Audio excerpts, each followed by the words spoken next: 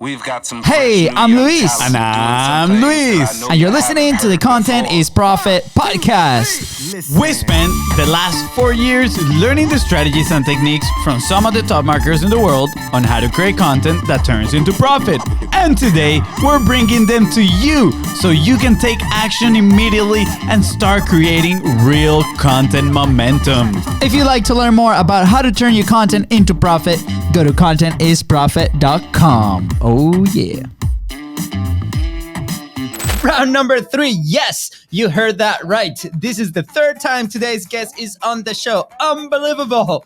At this rate, we should just make him our brother and name him Luis. Last time, he shared all the golden boulders about the customer journey. Well, today, we are going deep into his event that's coming up. And probably we're going to go deep into many other topics. Oh, yeah. It always happens. It's it amazing. Always happens.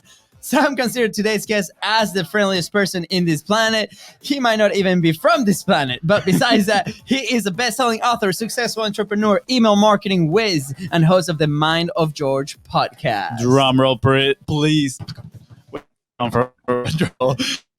Back, creator of the Lighthouse Method and the Eternal Flame, founder of the Pink Hoodie Gang and the Marketing Robin Hood, Mr. George Bryant. Let's go. I don't have a hoodie. I got pink shoes on today. There we go. You know, George, I was listening to our last episode together, and the same thing happened. You're like, I don't have a hoodie. Like the pink hoodie. We need to do this. Like, I was like, crap. Yeah, we're gonna I gotta coordinate better. We're gonna keep saying the Pink Hoodie Gang until one of us has a pink hoodie. Success. Well, I own plenty of them. I just wore it yesterday.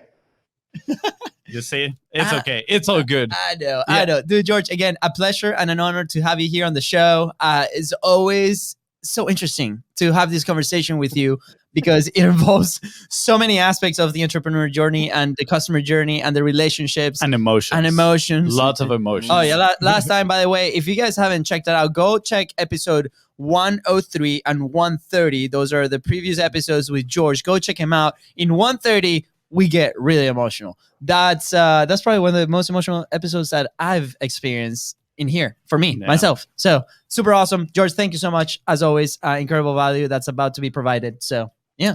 Let's get this party started, right? Let's do again, people can go back and listen to the full story, but let's just do like a 2-minute recap on who's George for the list for the first. Yeah, I love it. And you know what I realized is that we did 27 episodes for the first gap and 26 for this one. So we're on a pretty consistent pace here. Sounds good. We're finding a trend. Making our sequel. We might have to just pick one and go with it. So first, I'm a husband. Second, I'm a father. Third, I'm an entrepreneur. I spent 12 years of my life on active duty in the Marine Corps, got medically separated, and kind of fell into entrepreneurship on accident because I'm unemployable, have an attitude, and didn't really know what tact was until now. And so basically, I had to be my own boss. And I started as a food blogger, doing content marketing, affiliate marketing, email marketing, back when blogging was cool, like 2010. Had a lot of success there. New York Times bestselling author, number one app in the world, blah, blah, blah, blah. Realized I hated cooking, but I loved marketing. And really what I loved more than marketing was I loved human beings. And I've actually never shared this before on why I love marketing so much. And so this intro is a perfect time.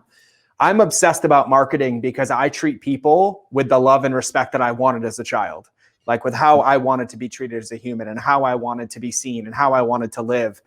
And at the end of the day, we can succeed in business by caring. And so now I spend all of my time in all of my companies and consulting and mastermind and in the Mind of George show, because you don't want a key to the inside of this thing. So just listen to what I share with you, talking about how we can do both, how we can make a lot of money, but also have a massive impact, how we can add value and in turn grow our business. And I do that through customer journey, email marketing, consistency, congruency, and really helping entrepreneurs unlock their superpowers and amplify them. How's that? I love it. Yeah, that was pretty. I think the crowd approves. Yeah, there we go. But George, they were processing. They're like, yeah, approved. Done. I love how you share that, the reason why you love marketing, right? And you go back to that place that, I think for what you've told us and shared, it was a pretty rough upbringing, right? You're like, that's how I wanted to be treated. when did you realize that? I'm curious. Like when did that click for you? It clicked when I was an internet marketer and an entrepreneur, and I was doing the opposite of that, right? When I was upsell king and trying to scam people, and I was sending crappy emails every day because I was making money in exchange, and I had the quote unquote success, and I also felt dead on the inside. And it's really interesting when in my entrepreneurial journey, when I made it, right? Like, and I'll share this story. Oh, this one's gonna, yep, here we go. It's coming, gents. Make my name Lewis. I'll be a brother. There we go. Bring it on. So the moment for me was actually in June of 2014. I've never talked about this publicly ever. We had just published the book on June 10th, and I had a goal of becoming a New York Times bestseller. And I was told by the publisher, by everybody else, your audience isn't big enough. You're not going to do it. It's not going to be there. Like, I was literally told no. And I'm like, okay, cool. I still set my sights on it. I poured my heart and soul into that thing for 9 months. And I got a phone call on a Tuesday, because the Times is calculated Tuesday to Tuesday. And the publisher called me and said, congratulations. I don't know how you did it, but you became a New York Times bestseller. And he's like, enjoy it while it lasts. It's going to be there for a week. Well, we ended up being on for 22 weeks in a row. And around the third or fourth week, I was on vacation with my wife in Jackson Hole, Wyoming, and the family, and they threw a surprise party for me. They rented out this whole restaurant. They plastered the window with the title of the book, the cover of the book. And I walked into all these people loving me, and I left. And I said, I shouldn't be celebrating mediocrity. I only hit number 4, not number 1. And I actually basically crashed my own party. I was an asshole, mean, disconnected. And it created this massive atomic bomb of dissonance. Like, how could I have this thing that I wanted and yet be so miserable, so angry, and so mean that I hurt the people that love me around? And it made me really take a deep, hard look at why I was doing what I was doing and what really mattered. And it was in that moment that I was like, I can't live like this. I can't be like this. And that's what started that journey. It was about a year or two until I then walked away from Caveman. But that was the inflection point, was when I basically got on paper what I said I wanted. And even then it wasn't good enough. It was never enough. And it started to hurt and affect the people I love, like my wife and my children. Yeah. Wow. That thank you for sharing. That's very powerful. Yeah. Sorry. I have a question related to that. But yeah, you do your smart comment, Fonzie. No. I'm just curious on, people are so afraid to change, right? One of my favorite books is Malcolm X. The way he changed, like, his story is insane, right? And how he changed throughout his life, and it just made me think potential humans on changing, right? For bad to great, right? And that's what I see in you, George.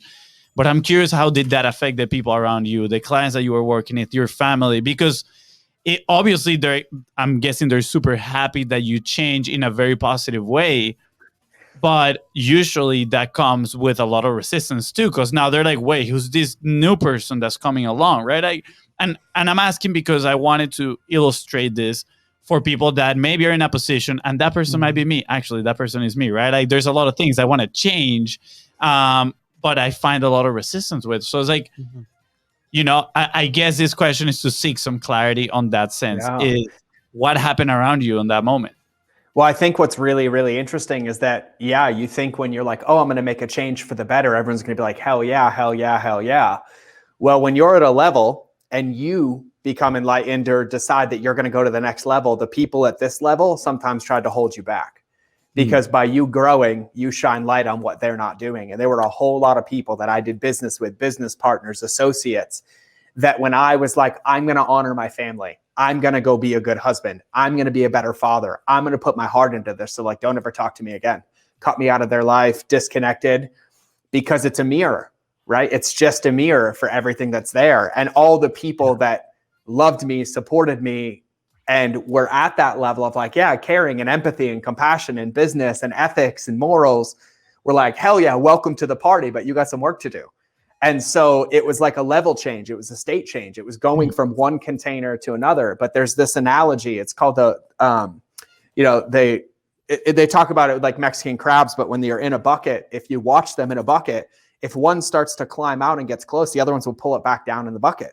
It won't let it go. They won't put them. They try to pull them back down. And that's what it felt like. And so the thing for me that's really important underneath all of it is that at the end of the day, if I feel like I can be better or I can be different and I'm being called to that and I choose not to do it, I'm sacrificing any chance I have at success, because there is zero way to succeed by being misaligned. And so at the end of the day, I only have me. Right. And if I feel like I have to do this to be a better husband or father or be better in a relationship with myself or a better business owner, regardless of the circumstances in the outside world, I have to honor and pursue that, or else all I'm really doing is just slowly dying. I'm delaying the inevitable. And so what I think is so important is to understand the resistance is coming. But resistance isn't permanent. Notice how it's resistance. It's not a block. It's not a stop. Yeah. It's just a moment of increased pressure, right? Just like when the weights get heavier or the run gets tired or when we get a flat tire, we just change it and we keep going. And if we keep getting one, we change the road. The most important thing, I think for me, and this took me a long time to understand, is that I, as an entrepreneur, this one's going to I, as an entrepreneur, had this theory that like when I made my million or my first 6 figures, 7 figures, or 8 figures, or got the title or the app launched, that I would just be able to sit back and coast. And then it was just going to keep coming, right? Like somehow I could become lazy and sedentary and the results would keep coming. But change is every day. Yeah. Every single day we change. The world around us changes. Our inputs change. Our processes change. Socioeconomics, the economy, the business, ourselves change. Every single day. It's inevitable. And so I found now that my practice is really embracing that change and looking at it. And it's like, who do I get to be today? And then taking that and giving that out into the world, right? And of course, if you start being an a-hole, you deserve to get smacked in the face, right? But if you're changing for good and there's people trying to stop you, it's a really, really good indicator of who you have around. Yeah. Wow. That is interesting. And that put out, honestly, I feel like sometimes people gotta take a look inside and ask themselves, do they really want to change, right? Because I feel like that is somewhat easy to perceive in a way that is like people around me are holding me back, right? Mm-hmm. But then I think it takes an honest look, and ask yourself, like, do I really want to change them? Because I need to take a certain actions in here that are going to be uncomfortable. Yeah. Well, and I think too, just to really be clear on this, nobody's holding anybody back. We're the only ones. We might have people around us that we advocate that responsibility to. Yeah. But we're using them as the excuse. We're using them as the distraction. We're using them as the scapegoat. When in actuality, it's always going to come back here, right? And so when it's like, oh, I want to change, but they don't like it. I'm like, oh, no. It's not that they don't like it. It's that you're looking for validation through the change and not fully embracing it. Because when you own it, like when you own change, when you own that new workout or the new way of doing business, or you do it, the only option is support. It's when there's leaks in it, right? When people can, this feels temporary, this feels off, like, why are they running it by me? And so like at the end of the day, it's always up to us. And it's really, really powerful. And I talk about this all the time because, like, I'll give you a perfect example. I have an assignment for both of you. Everybody listening to this, plus the both of you. Sometime in the next 7 days, you need to go out away from everything and sit for an hour. No music, no notebook, no books, no nothing. And like, you just have to stare at something. You have to practice boredom. Stare at the water, stare at the wall, stare at the traffic. And you have to just witness what happens. You're going to have thoughts. You're going to see things. You're going to want to move, but you're just going to have to sit. And it's a muscle. No taking, nothing. Nothing. Anything that happens in that hour has to stay in that hour. If you remember it a week later, that's fine. But the whole point is just to be witness. And we think about it, but yet all we're really doing is practicing sitting with ourselves. The one relationship that we have every single day that informs every single decision that we rely on and trust every single day, but yet we spend most of our time disconnected from. Yeah. Right? Somebody else's words, somebody else's lyrics, somebody else's book, somebody else's social media posts, somebody else's emails, this place here, but never just mine. Yeah. Wow. I'm very looking forward to that challenge because, we're we were talking earlier, and we mentioned that we're changing studios, right? I have to drive about 40 minutes every day. We moved to a new place, and it got old real quick.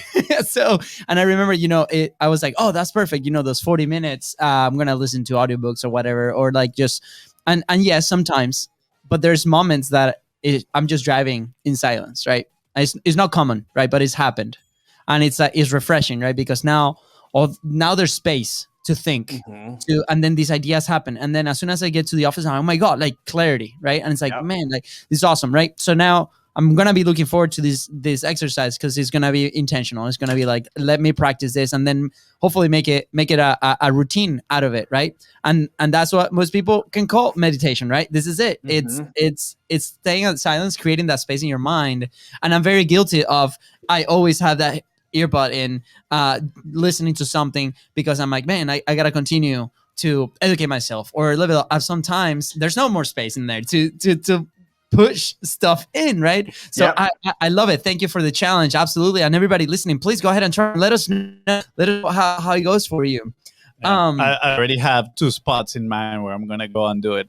And here's the thing, honor yourself in it, right? Like, it's a muscle, right? Like, if you haven't run for a year, I'm not going to be like, go run a marathon, right? But do it and try it. And Ashley did it and she crushed it, but do it and try it and honor yourself. If you get to like 20 minutes and you're having so much anxiety, honor that, take a break, and then go again later, go again another day, like practice it.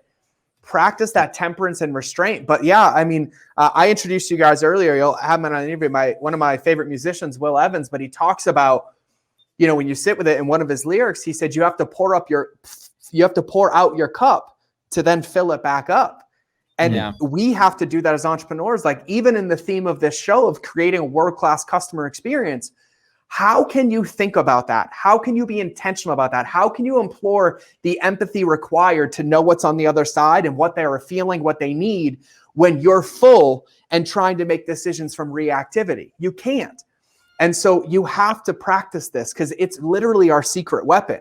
Entrepreneurship is a trap, and it's a really, really good one, right? We see it all the time. Hustle more, get more, hustle more, get more. And I was like, cool. Is that how Richard Branson runs 71 companies in an hour a day, by hustling more?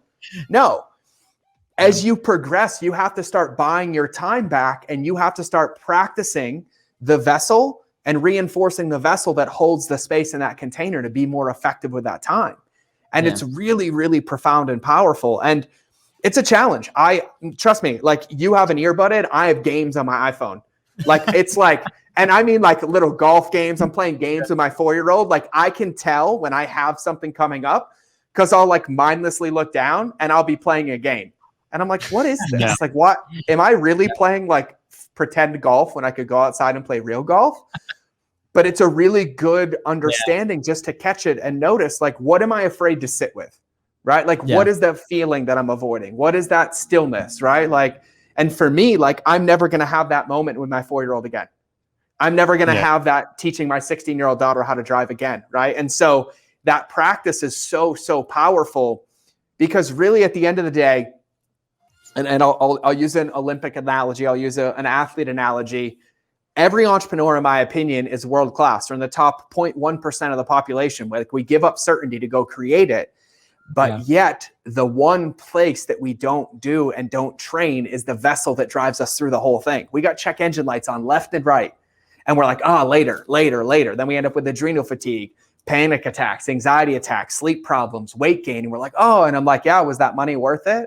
Because now there's no life left. Like, there's no health left. There's no anything. And so I think it's an important thing to talk about.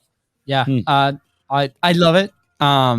Like I said, every single time that we have this conversation with you, it's like, that's it, right? And I was listening to our episode on the way here, right? To recap, and it's, I think, the third time that I listened to it, and temperance was one of the topics that struck to me, like, from that conversation, right? It was very brief, but I remember that it was like one of the things, because that's exactly what's happening right now, right? Like, we went through.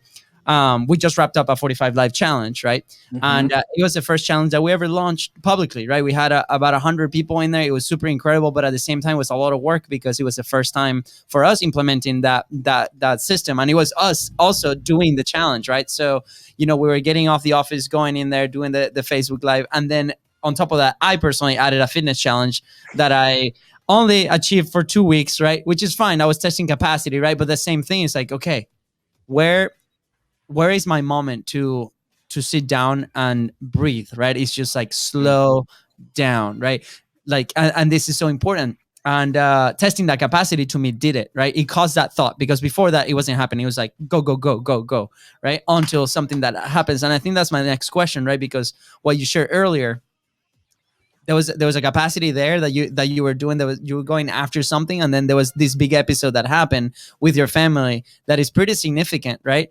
And we might have some of those episodes in our life, hopefully not, but do you think that's necessary, right? Because we hear these stories and people are like, like the trend, and you're shaking your head for those listening, he's shaking his head going crazy, right? Saying no, right? And we're gonna go into that, but here's the thing, like, most people, the story is just like that moment is always there, right? So how can we avoid it? Like, how can we learn from those experiences, right? And move forward? Why do you say it's not? Good question, dude. That's it's so good. And by the way, like, I'm going to open a loop for a minute because of what we're talking about in a world-class customer experience.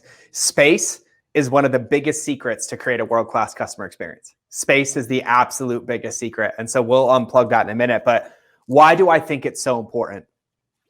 Well, unfortunately, what you'll hear from a lot of us that have had those catalyst moments is all of us say the same thing. We had this catalyst moment and it reminded us to get back to basics, right? It reminded us to have a daily practice and a routine that focused on us actually consistently and congruently building what we want.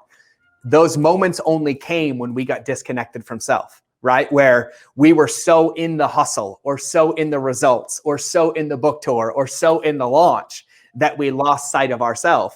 And then the world smacked us in the face, or our family smacked us in the face, or the bank account smacked us in the face. And really what it did is it pulled us back down into, oh, I need to be in a relationship with myself. I need to spend time alone. And so now I look at it and I try to catch it. And really what it comes down to, if we're pulling a thread around change, is that understanding that every day we get to choose who we get to be. And if we're intentional and mindful about what we're doing, like, I'm doing this today because this is aligned. I'm doing this today because this is aligned. This is part of or an input into creating who I want to be 6 months from now, a year from now, 3 years from now, and we have an accurate measuring stick. And as long as we check in on that, that's our North Star. Like, that's our rudder in the water. Yeah. And most of what you'll hear in the best people in the interview, the most successful people, every time, and I mean every single time one of us had one of those moments, there was one thread in common. We had lost sight of what we wanted and why we were doing it every single time. Right? Because that's what it was. Like, I didn't write that cookbook to be a New York Times bestseller. I wrote that book so my grandmother had something physical to hold, and I could say I did something I never thought I could do. But when I got wrapped up into, you won't make it, it'll never be there, it'll be blah, blah, blah, I started to set these false realities that the outside world gave me, and I lost focus on what I really did it for. Eating and cooking the way that I did saved my life. The book was me putting it into a form to help other people, and I didn't give a shit if it became a New York Times bestseller. That's why you never hear me talk about it. Like, I'd never talk about that book.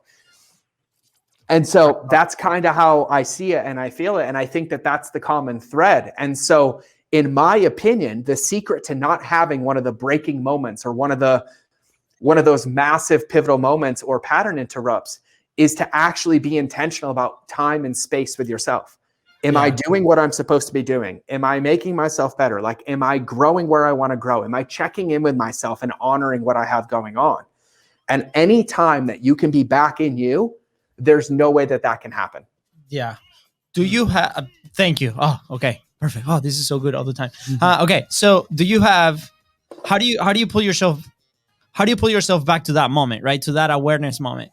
Because here's an idea, right? Like, there inside of our business, right? There's some prospecting that we got to do for either for the guests or like invitate, like there's tasks, right? On the daily basis that we got to do, course. Communicate with the team, different things, right? And there's sometimes that we levitate towards not doing them for other reasons, distractions, whatever, X, Y, Z, right? Oh, we have this call that is not moving the needle, but we're going to just do that call anyways, right? Like, how do we identify those moments? Well, how do we pull? Once we identify that moment, right? How do we actually get back, right? Is there a daily habit kind of deal? Do you use an indicator inside of yourself that you're like, every time that I recognize this is what I'm gonna do? Like, what is it?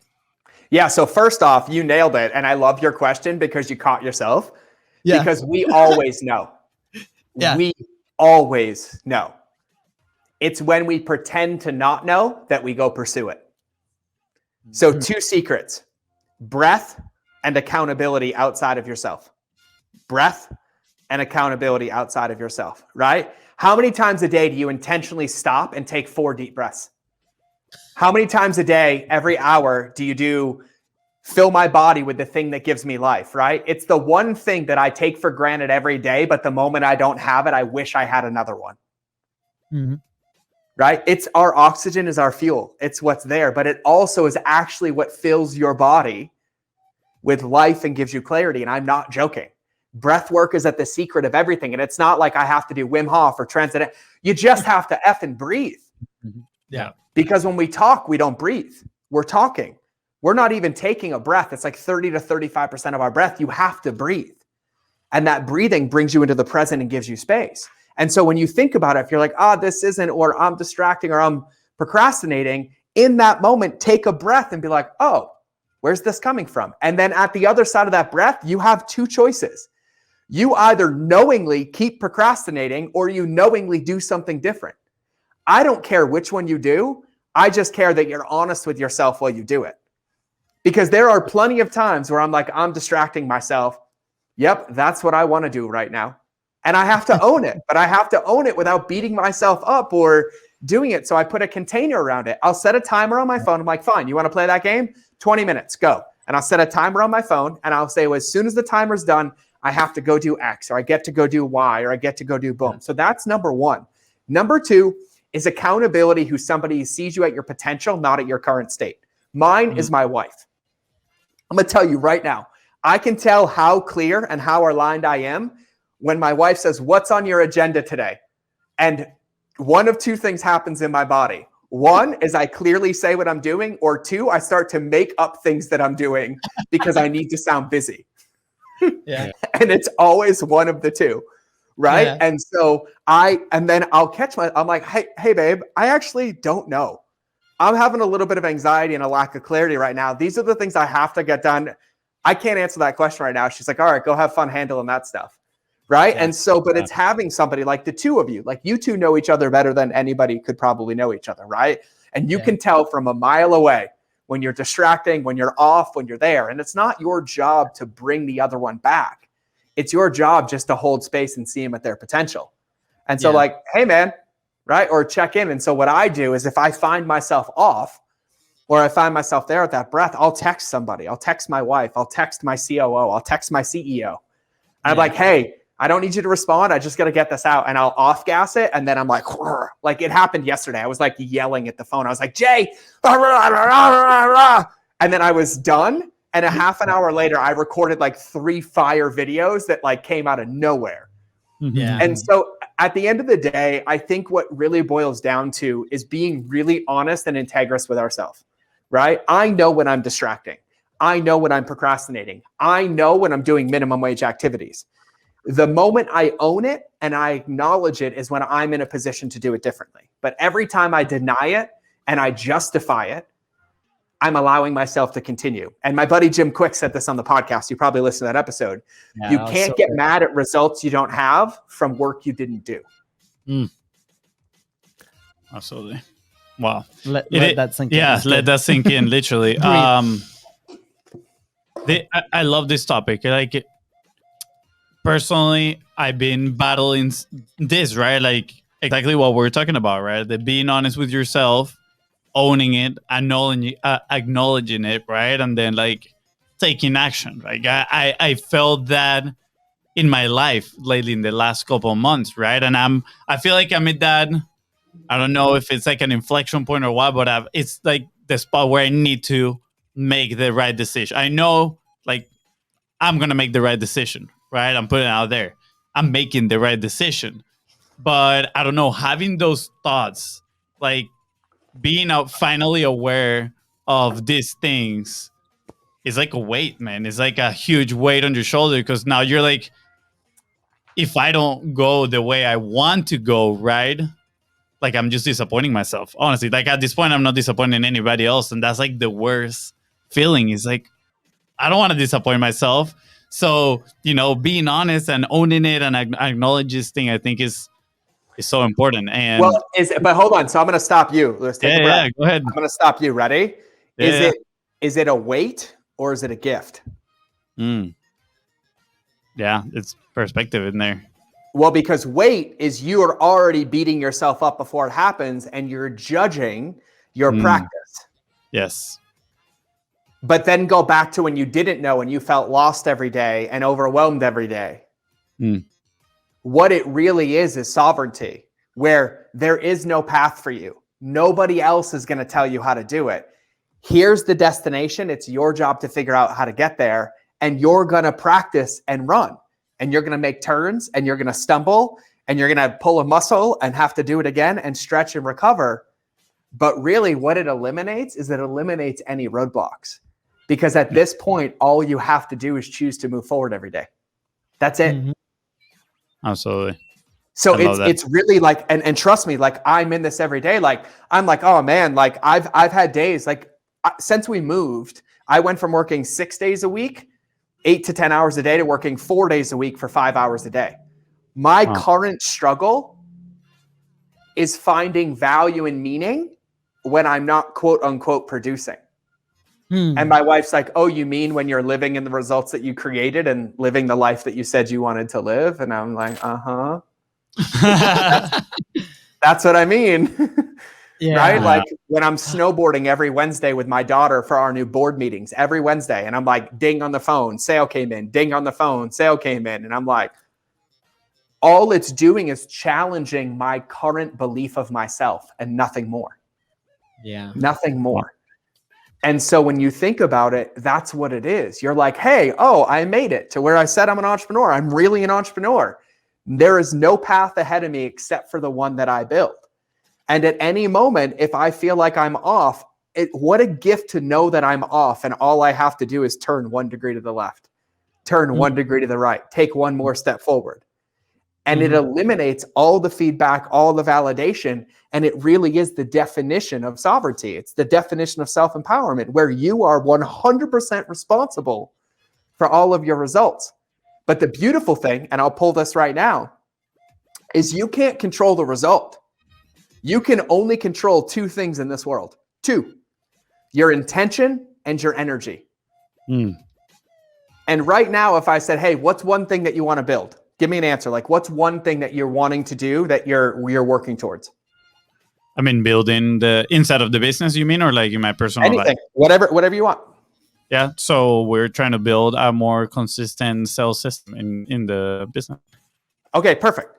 So you're trying to build a more consistent sales system inside of the business, right? And so when we think about that, there's only 2 things that go into that. So intention I would define as your clarity, right? Like how clear you're on it, like what you want to accomplish, how you want to get there. If you could grade yourself on 0 to 10, what's your intention right now?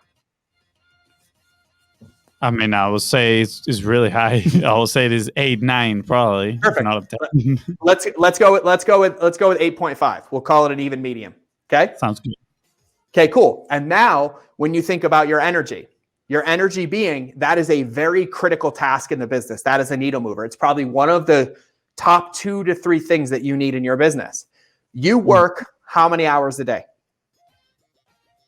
8, more than 8, probably. 8. Yeah. So in that 8 hours, give yourself an honest grade of that 8 hours on a grade of 0 to 10. How much actual energy are you putting towards that system? Yeah, very, very low, honestly. Yeah. What is it? I would say 2. 2. Yeah. So our intention is clear, but yet we're not giving it the energy and we're wondering why it doesn't fill out. But yet we say we want it, but yet we sacrifice all of this energy doing the things that prevent us from doing it. Those are the only 2 inputs you can control. And so I'm like, cool, what do you want it to look like? What do you want your energy to be? Yeah. Absolutely. Yeah. An 8? Yeah, a 10. A 10, great. So Yeah. what are three tangible things? What are three tangible things that you can measure that you can give a 10 to that will solve that intention? Yeah. Do you want them right now? Sure. I mean, no, number one, definitely the prospecting side of it, right? Like people don't like that task because it can get somewhat boring, right? But it needs to be done, right? We need to go and find people that we can help. Second is the outreach, right? We need to then connect with those people, right? But we cannot do outreach without the prospecting. And then it is, I feel it honestly, like hold each other accountable on that, right? Like Totally. let's keep track of what we're doing. Totally. So but here's the thing. You're like, oh, what if I let everybody down? What if I don't make it? I'm like, well, of course you're going to, because you're not putting the measures in place. You can't tell me you want to win the race and you don't start. So literally you take that, you open your calendar for tomorrow morning, and from 9 a.m. until 11 a.m., you literally give it a 10. Boom, boom, boom. 3 weeks from now, you have a drastically different business. That's how simple it is. Absolutely. And so breathing, perspective, like at the end of the day, the only two things we can control are our intention and our energy. And I look at this all the time and I was like, oh, I'm so upset I'm not getting stronger. I'm like, because I'm not going to the gym. Yeah. Of course I'm not going to get stronger. Like I don't get to eat Fruit Loops and Cheerios and like build magic muscles, right? Like yeah, all of it's there. And so when you think about it though, I'm saying that because success boils down to consistent and congruent actions done over a long period of time. Yep. That's Absolutely. It. That's it. And I was like, all the other stuff gets in the way. And I have the same, by the way, I'm in the same boat all the time, right? I'm like, well, I could have done this and I could have done this. And I'm up here and like, well, there's 8 million different ways to do it. Well, I'm not doing the one thing that does it. Mm-hmm. Yeah. Mm-hmm. And so like our accountability is really, really clear. Like if this is the path, is my intention there and is my energy there? And if it's not, and it's not consistently, then I have to do an audit. And are those really my needle movers? Are those really aligned to my business? Are those really aligned to what I say that I want? And if you do this every single day, like literally, like we have people that we teach this to on a whiteboard, and throughout the day, I have them check in like what their energy is and what their intention is towards that task. And it's really awesome to watch somebody 10x their business in 30 days by just simply being aware of where our energy gets leaky towards what we say we want. Yeah, I like that. I like the self-checkups, right? And actually, like about 2-3 weeks ago, one of our mentors, he's amazing. We actually met him through my brother's old job, and he challenged us to define our goals, literally. And we were like, wow, cool, okay. And then we realized that we haven't actually given some thought to actually sit down, get our space, and, nail down our goals. So we started working on them. And then he said, every single time I want you, every single time you take an action, ask yourself, is this action taking me closer to that goal, right? And what you're explaining right now, it goes hand in hand with that, right? It's like, am I putting the effort, right? And I have the right intention. Is this goal is this activity helping me, right? And I think that self-checkup is necessary. It's so simple, right? It's not, I'm not going to say it's easy, but it's simple. It's so simple to do it, right? And yet we just don't, right? And totally. Well, because ambiguity gives us a hiding place. Ambiguity lets us hide in distraction, right? Because if we can't measure it, then we can always blame something else. We can always project it outside. We can delay the inevitable. We could do it. But like at the end of the day, I looked at myself a couple weeks ago and I was like, I'm upset that I don't have time to go to the gym. I'm an entrepreneur. I make my schedule. What do you mean I'm upset I'm not having the results that I want? So now I'm not allowed to work until my gym is done every day and I'm 3.5 weeks in again consistently on a different schedule, but not set up to fail because my default is always going to the extremes, right? Okay, I'll do it at 4 a.m. I'll do it at like 3 a.m. Well, I'll be done before everybody gets up, but that sets my family up to fail. that sets me up to fail. And that's not aligned to what I want. And so I did the hardest thing that I could do. I scheduled it for 8 a.m. 8 to 9:30. And it's like, that's my prime call time. Like, that's my prime, like, record podcasts, like scheduling calls. And I'm like, nope, Parkinson's law. I'll fill whatever container I create. And it's hilarious because I'll come back to the office at 10.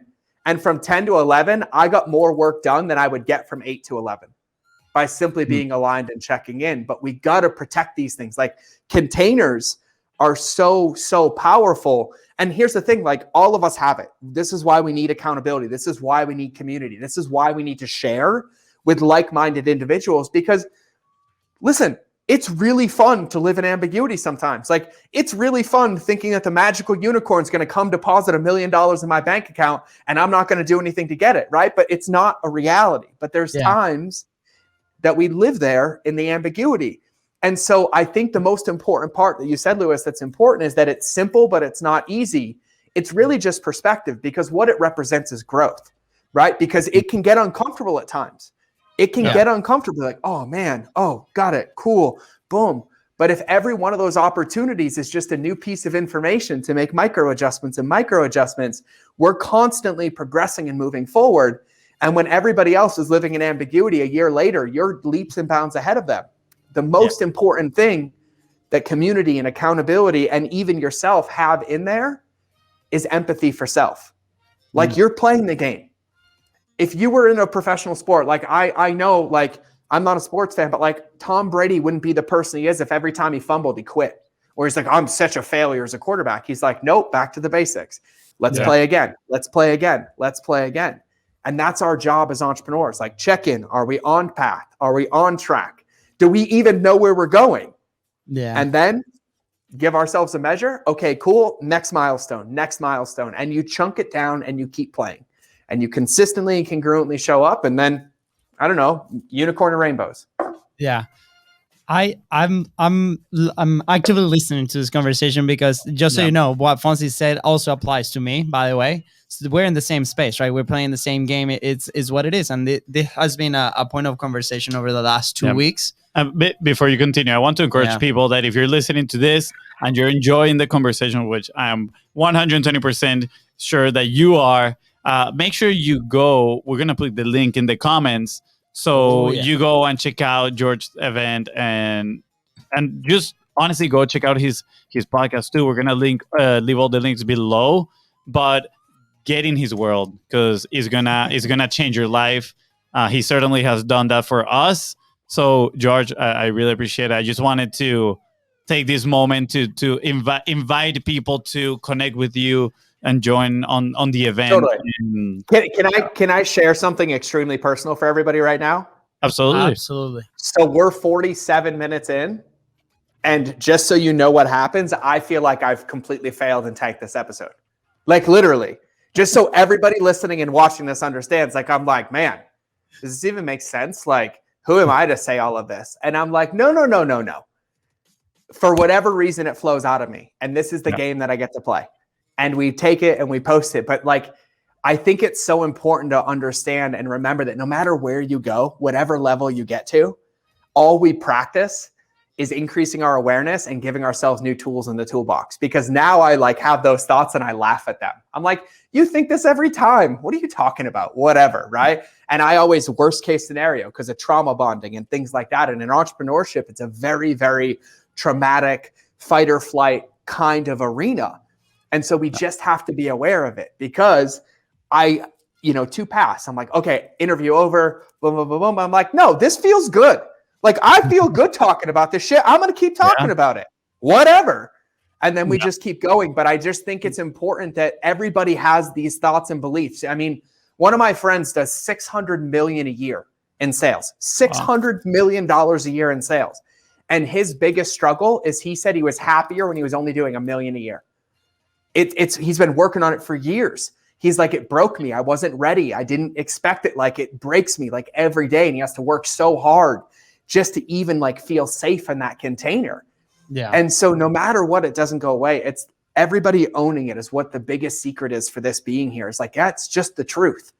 Cool. I got it. Let's keep going. I got it. Let's keep going. So I just wanted to say that because I'm not above any of it. Like I have not, eaten the magic pill or taken the red pill and unplugged from the matrix. Like I've unplugged in the awareness age, but there is no way that I'm Neo, right? I'm not like moving numbers around yet. Yeah, I appreciate that. And yes. wait, real quick. Sorry. I just wanted to share something because you were saying like, I love talking about this, right? Like it feels good talking about this.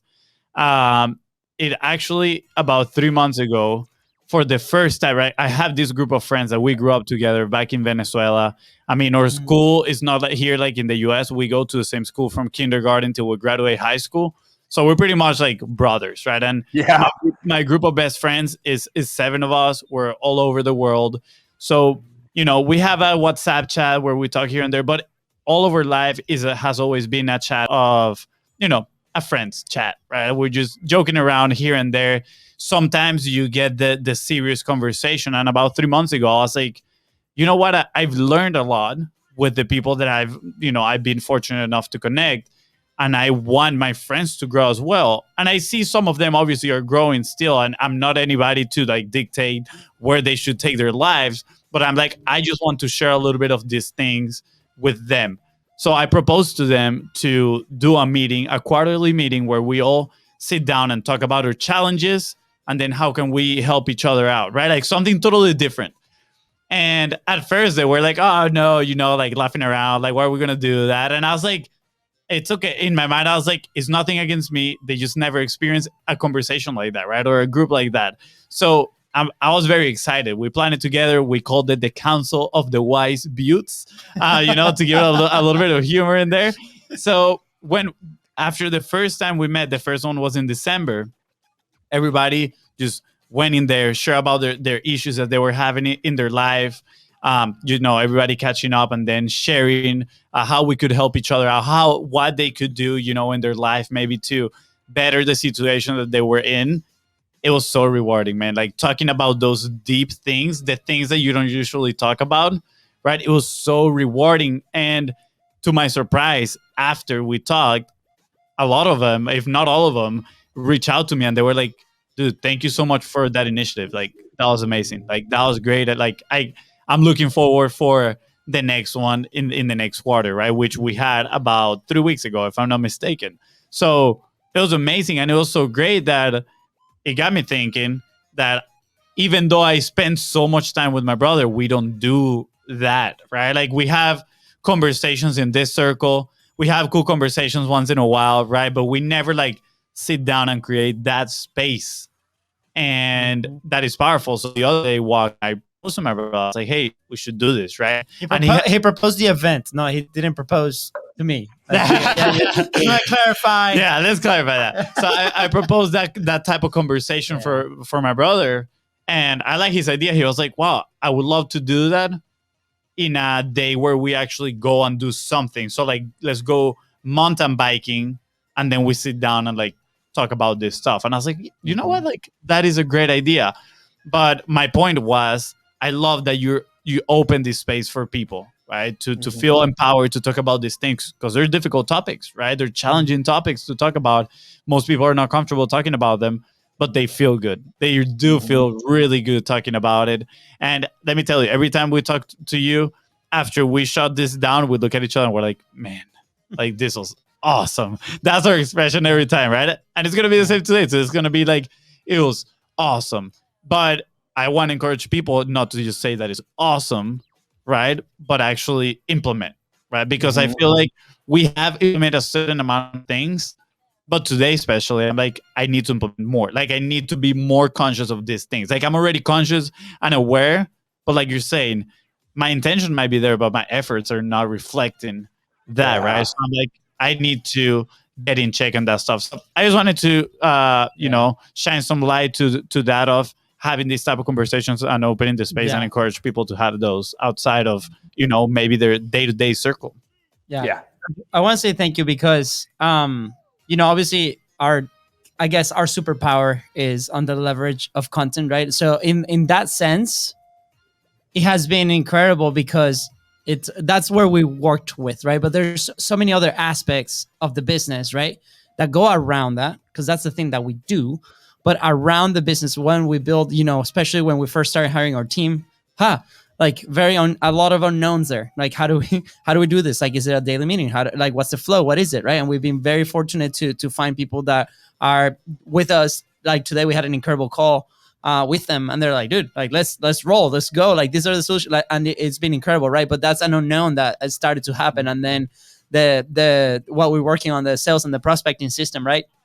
That has brought some friction because the intention is there, but the energy is not, right? So those things, starting to recognize those things. And with the people that we've been working with, like either in the challenge or even customers that they come in for the content, the conversation always levitates to all those aspects too, right?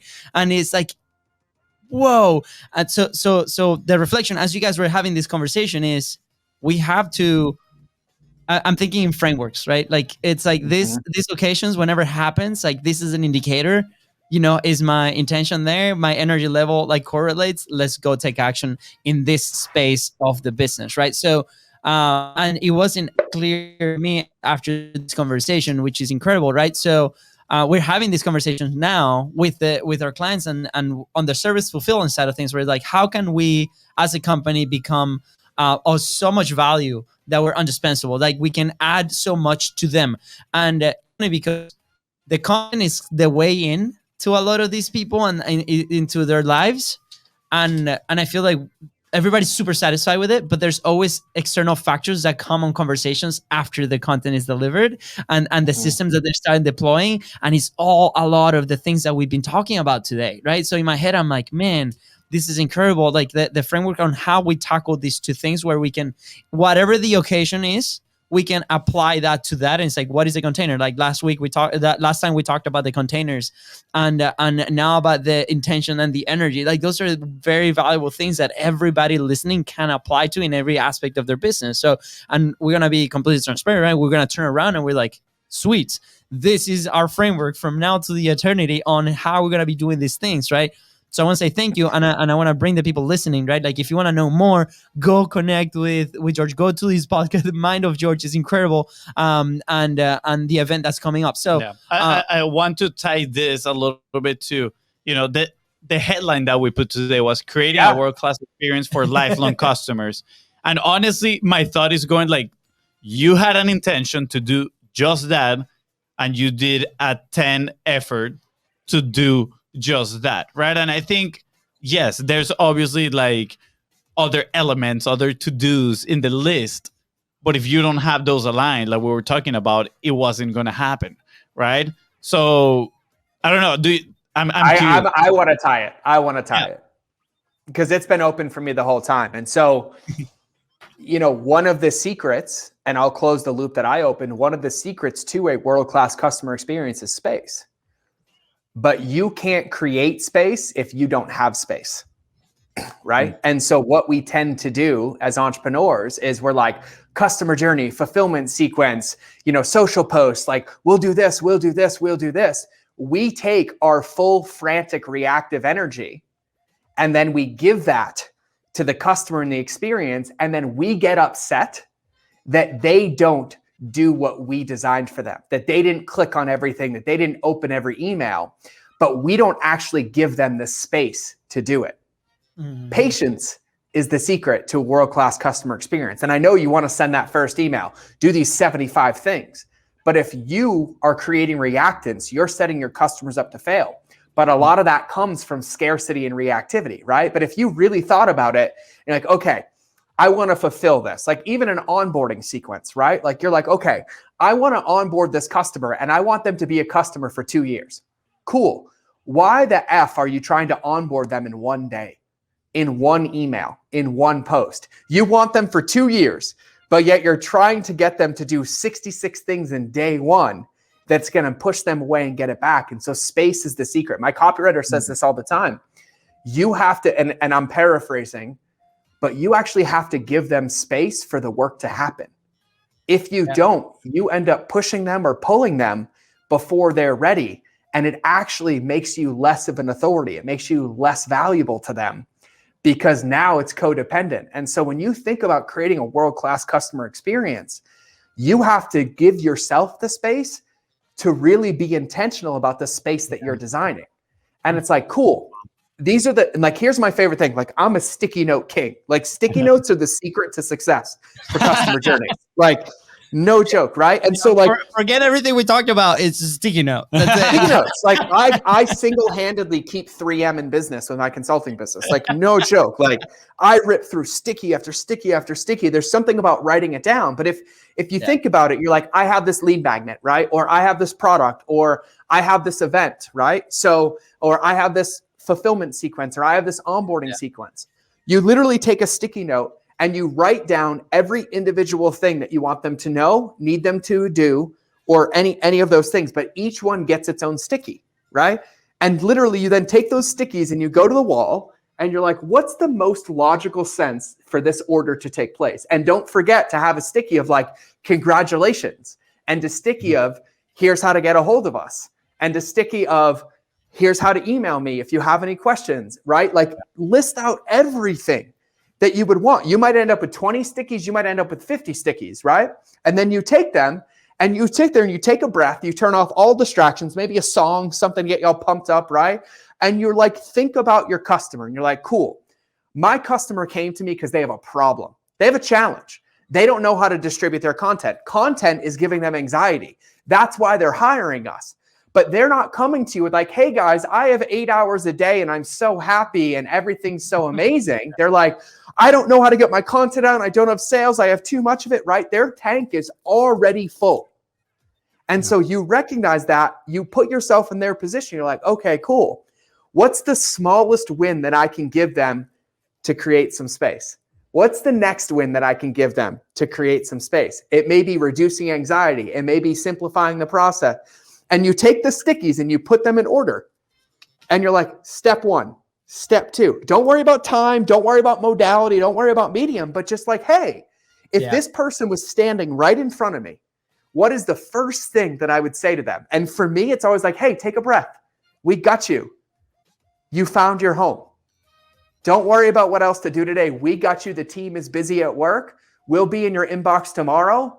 But now you get to be taken care of. That's an email. That's an effing email. And can you imagine when they're like, oh, right? And then you build it. And so you design those sticky notes and you just put them in order. And then you put them in order. You're like, does that make sense? Maybe 2 of them belong in one. And then you ask yourself, what is the minimum effective way to deliver the maximum amount of value? And you're like, oh yeah, this would come on day 1. This would come on day 3. This would come on day 5.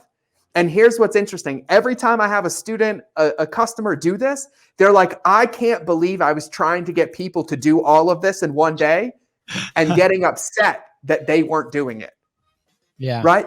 But you have to create the space.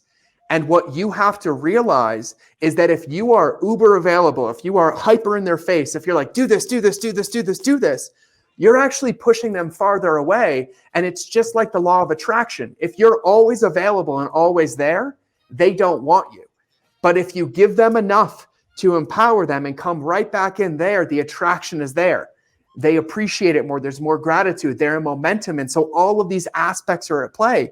And so even for my event, what I'm doing is I have sticky notes on the wall over there. And I'm like, opening exercise, breath, breakout session, introduction, round table, speaker. And I literally put them on the wall. And I don't know. Everyone's like, do you know when I'm speaking? I'm like, not yet. I won't until I'm done with everything, because how it looks in my brain. And I'm like, oh, that would feed this. That would feed this. And then I literally take it and I turn them sideways and I have an event schedule. Yeah. Wow. And I'm like, that's how the event goes. But you have to create the space for you to have that clarity and design it. And I mean, we'll Abe Lincoln this one, like measure 5 times, cut once, or whatever, right? Or sharpen it 8 to blah, blah, blah. Your world-class customer experience, the meat of it is in the design of it, not the implementation of it. The how is 1% of the game. Yeah. The why and the what is the other 99%. And so when you think about it, in order for you to create that space for them, you have to create the space for you to have the capacity and the awareness and the confidence to be like, oh, that's what they're feeling like. Yeah. Oh, that's what that would feel like. But if you're full, if you're reactive, if you're always listening, if you're, oh, this is happening, we're losing money in the business, you're going to put that energy into that experience and it's not going to create an ideal result. Yeah. Ah, so good. By the way, for those listening, go back to minute 56 and start again. That's exactly how to design an incredible, customer experience.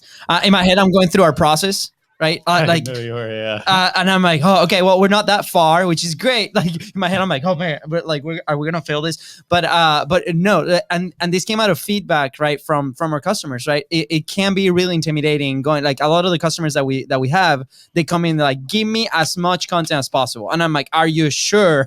like this is gonna be intense. So they go from 0 to, let's say, 60 assets, right, in one specific case, or even 15, right?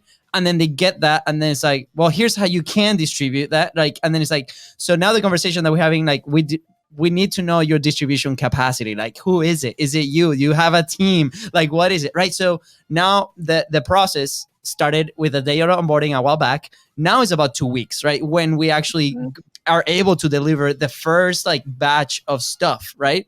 And then we have a distribution call, and then there's other stuff. So the whole first month is that entire process, which has come from it. And then in my mind, I'm like, we can still be better. We can still take away stress from all of this, right? And now we're working on what we're trying to do is, or what we're working really hard to do is start getting people ahead of time, so then we can prepare them to that first day before that first month, right? Because it can be really, really, really intimidating. So I love this. I'm gonna revisit this many times. I'm gonna do the sticky note exercise 100%. We're about to invest in some serious sticky notes over here. Well, and here's a little hack for you. You design your customer journey, which becomes your baseline, right? And then what happens is you're going to get feedback. You're going to get objections. You're going to realize things aren't done. Things aren't there. And then you decide, do these new things belong to my onboarding process or my pre-qualification process? Exactly. And so what you do is you're given the information. Like, your customers tell you how to keep them forever. Most of us don't listen. Yeah. If you pay attention, they tell you. Like, objections are not, you did something wrong. Objections are like, hey, I'm telling you this because I really want to stay forever, but I'm not going to tell you that. And so please fix this so I can stay and trust you, right? Because if they really wanted to leave, they would have just fired you, right? And so when you think about it, it's really that simple. And then what you'll end up with is you're like, and you guys are content gods, right?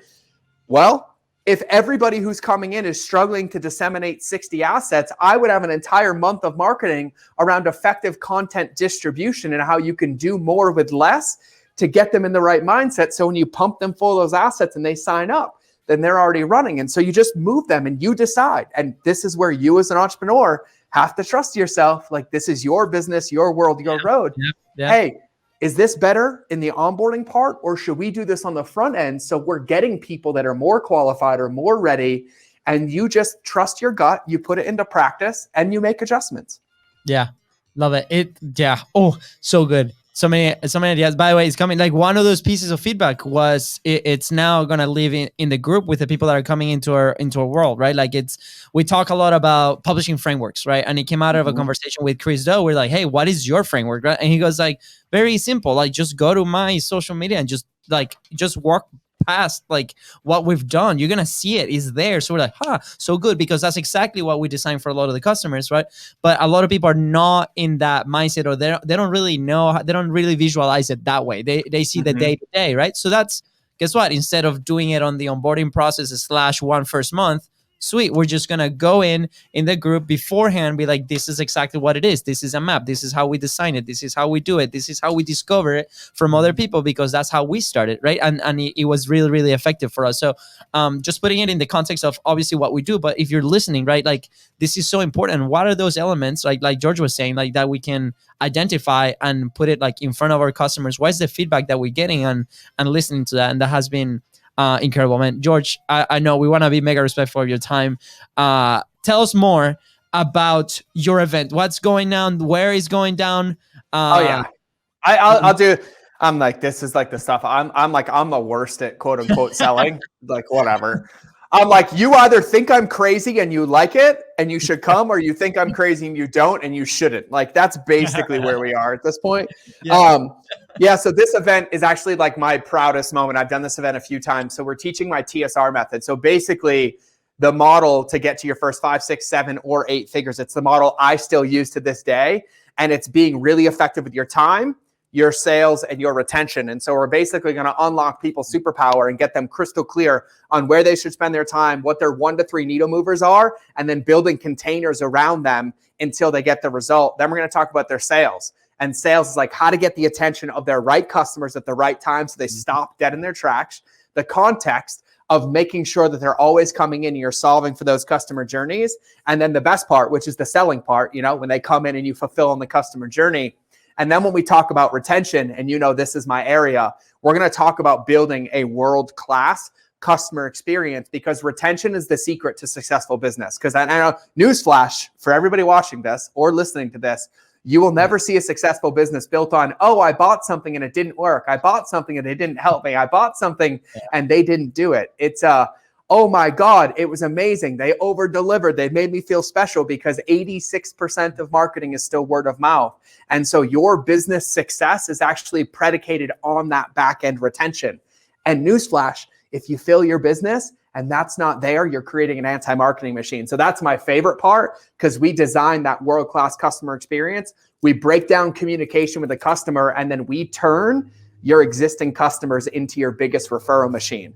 So basically that's the model that we're covering. And I do things a little bit differently.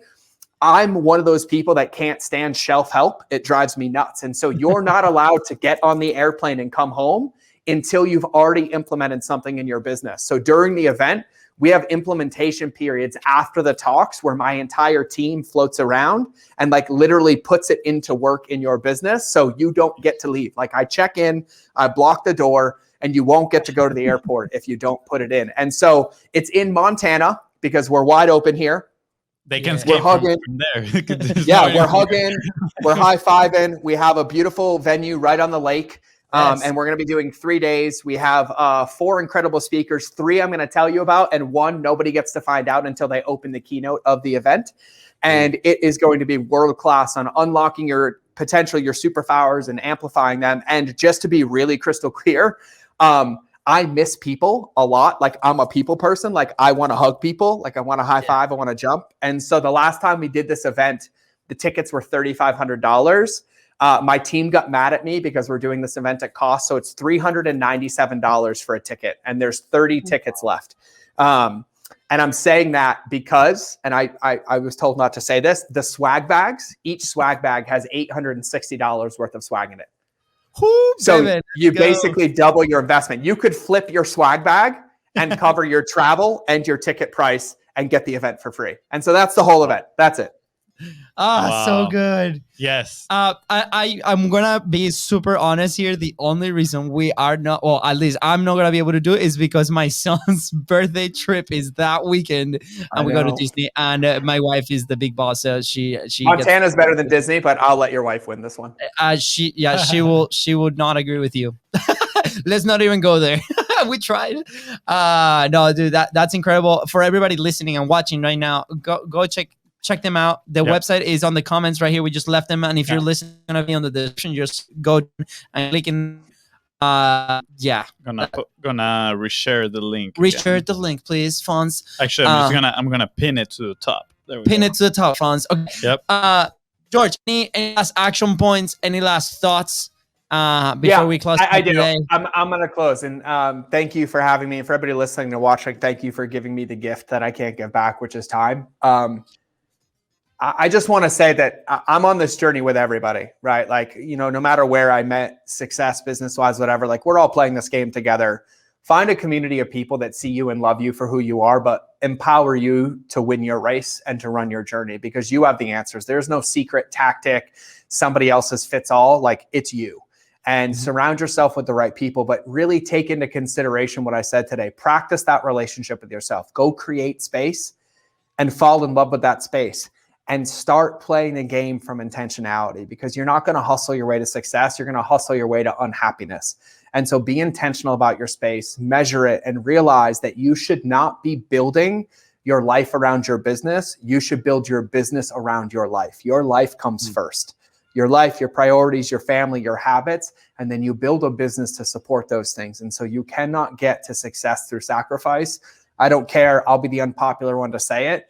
you got to do it with a full tank. So take it into consideration, because these are the secrets, quote unquote secrets, that inform your success. Because at the end of the day, it's your vessel, and your vessel is the one making every decision. You are the one in every meeting, in every call, on every piece of content, writing every email, writing every ad, writing every copy.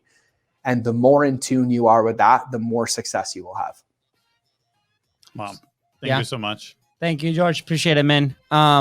With that said, guys, that was so good. These are always amazing, man. And I'm drenched in sweat. Like, I'm drenched in sweat. Oh, yeah, me too. I won't turn around because I have a gray shirt, so my whole back. Whatever, no shame. No shame. George, we'll be back in 27 episodes. I mean, 26, 27. We'll do it again. Yeah, it is what it is. 193. 193. There's gonna be a shirt that we're gonna have with the number 27, and only you and the people that listen to the show are gonna understand why. Yeah, that's good. So they're gonna be like, why 27? Go listen to these episodes. It's Let's do it. The mind of George universe. It's like an Easter egg right there. That's right. Easter egg. It's pretty cool. Awesome. All right, guys. With that said, thank you so much for tuning into the Content is Profit podcast. Go ahead and subscribe. Smash that subscribe button and follow us on social media at BIZBROS Co. That is right. And if you find this episode impactful, which I am sure you will, please go and show George some love, and don't forget to leave a 5-star review. Thank you. Bye, guys.